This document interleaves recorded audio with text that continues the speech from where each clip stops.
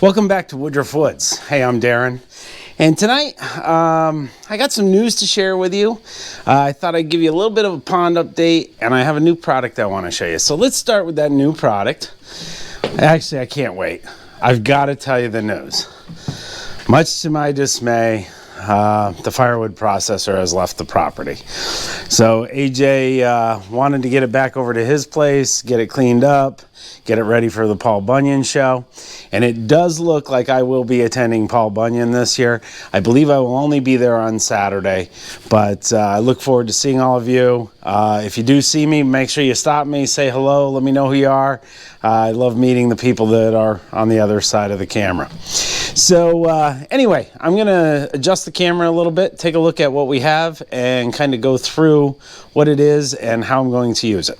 So what we have is a Top Test combustible gas leak detector. It is model PT520A. This is their top of the line, I believe, combustible gas leak detector. And we're opening this together. I don't usually do these unboxing things, but Top Test does such a nice job of bundling up their products. I figured we can open this together. So as you can see, we've got a looks like a charging cord and the detector itself. And unfortunately, I will have to stop the camera and learn how to use this. We'll take a look at the user's manual. I should be a little better at this once I look at this and understand a little bit more about the product. And there we go. With the magic of editing video, we're back up and running. So the unit does come with this flexible hose and then this detector head. I'm not sure the proper name for that, and I think it did say in here it's sensor head. That's the proper name. Anyway, what I did is I pressed this red button on here. That's the power button. I held it down for 1 or 2 seconds and it came on, and it went through a 30-second cycle to determine that there's no gas in the area here, and zero and calibrate the unit so that it can detect what it needs to detect. So it has a high, and I'll get a little closer, high, medium, and low sensitivity. So I'm sure you may want to use high sensitivity in critical areas. And I was thinking about this. There was one time Lisa's car had a gas leak, and I had a heck of a time finding it. Turned out it was this little emissions module that had a little bit of a gas leak in it, and it smelled as though there was gas all through the car, and it was very hard to pinpoint it. With something like this, I'm thinking you probably could, and we'll try it on gasoline. I'm not sure that'll work, but we'll try. What I did do though is I brought my torch out here, and I can just hit this button a little bit, and you can hear it's giving me an alarm, and it's saying that there is, and now it's going down. So if I were moving across this, and we'll try that again. So if I move towards it and move away, so as I moved into it, you see that the screen is telling me that it's finding gas.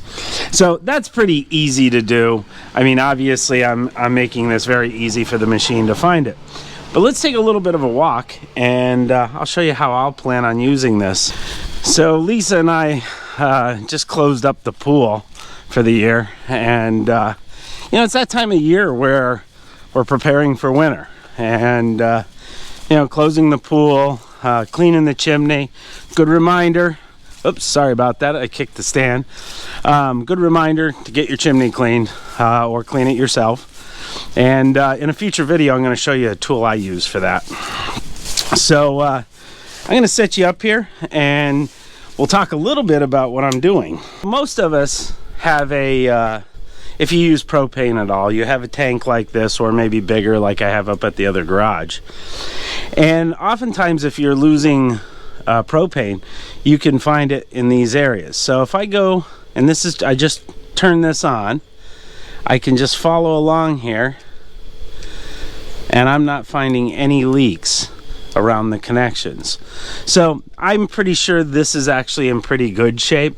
So, you know, I don't worry too much about this, and I'm sure the meter is telling me the truth. But let's try it on some gasoline. Let's see if that works. So you've heard me rave about the Top Test moisture meter. It is my go-to meter at this point. I gotta tell you, this thing's really simple. I'm really surprised how easy it is to use. It came, you know, pretty well charged up, so it was ready to use out of the box. And so I've brought a gas can up here. So for the past few minutes I've been trying to demonstrate this to you, and I can't get this to pick up on the camera, but let me try to show you. There's a graph on there, and maybe if I tilt it a little bit you can see it. But you'll see as this moves up, it's saying you're getting closer to your leak. So when there's no audible alarm, the unit is detecting gas and it shows you on the screen, but it doesn't alert you because the concentration is too small. As you get closer to the leak, the concentration becomes higher, and then you hear the audible alarm. And that helps you identify where your leak may be coming from. So I'm finding this to be a great little tool to have in the toolbox. I do use propane heat in my garage, and we do have a small propane heater in the basement. And each year, you know, I turn these on. I try to smell for gas. It's not the best way to do it. The meter would be a much better choice. I also mentioned earlier in the video that I've had car issues where gas is leaking, and it's very hard to find. You get one little drop of gas. Anybody that's worked on motors knows one little drop of gas will make the whole garage smell like gas.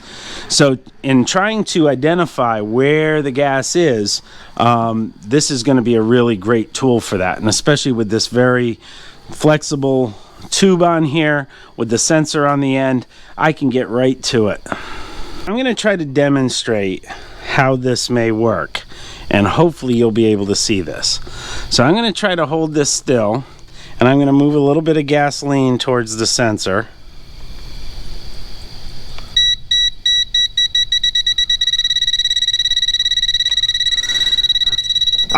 Obviously there was a little drop of gas in there, and I'll just show you what it was. It was just a cap, and it almost looks dry, but it's picking up the vapors from the gas.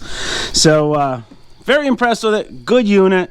I'll leave information in the description and right here for how you can get your particular model of this. I think if you have propane in the house, this is almost a must. You know, if you have natural gas, many of you do that live in a more urban area. We don't have that out here where I live, but we do use propane. And like I say, I do a lot of work on things. Chasing down gas leaks can really be a pain. So thank you, Top Test, and keep making these great products. We appreciate you.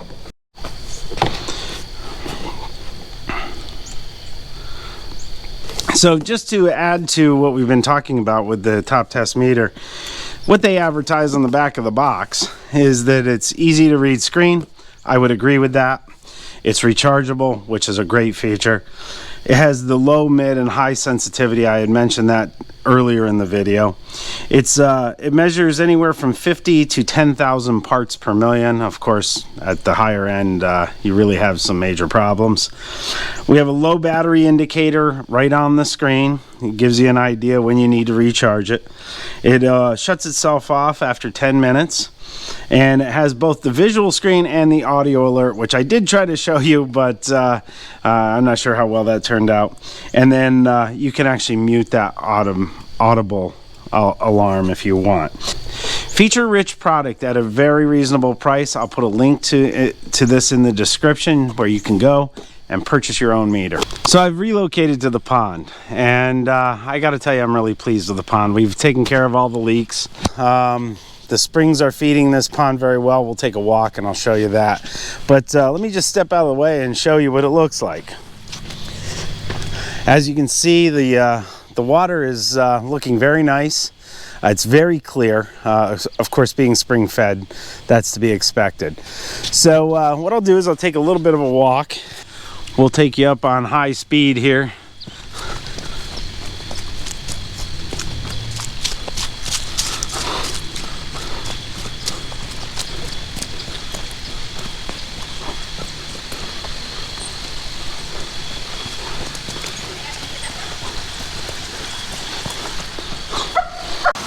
As you can see, we got two nice streams of water coming out of there, about the size of what you get out of a garden hose.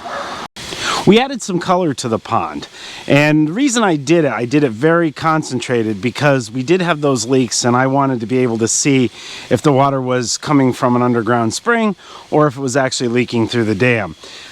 We have no leaks, so I never knew. That was probably about 35-36 days ago, and a lot of the color's gone out of it.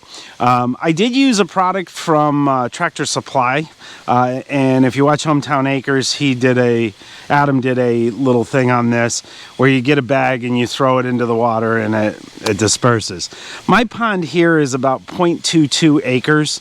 Adam's is about a half an acre, so he actually threw in, I believe, 2 of them. I only needed 1, and it was actually too much. If I had fish in here, I wouldn't want to use that much. But I do think, I've been studying a little bit of this, and I do think I'm going to use the black dye for the fall.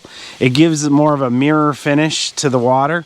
I think with all of the trees around here and turning for the fall season, it'll be beautiful to get that reflection in the water. One of the things I think we're going to have to do is try to help this tree survive. You might have noticed the leaves have already fallen off of it, and I'm worried it's going to die. I think that's because we have dirt up around it. So what I'm going to plan to do this weekend is get the backhoe, dig around this, get some dirt away from it, and then I'm going to build a box to hold the dirt away from it and fill that box with some good sized rocks, maybe even a little bit of gravel mixed in, and with any luck that will allow this tree to survive. I can't really tell if it's the dirt or if it's just getting too much water. I think if I take the dirt away, I can narrow that down to what might be killing the tree. I was a little worried about it dying when we did this, and unfortunately I might be right. So I think that's going to wrap it up for Woodruff Woods today. A little bit of a short video, but give you a little bit of update on what's happening around here. So before I go, I want to again thank Top Test for sending me this meter. It is a really nice unit. Strongly encourage you to buy one of these if you deal with combustible gas. It will definitely be staying in my toolbox. So that's all for me today, and we'll catch you on the next one.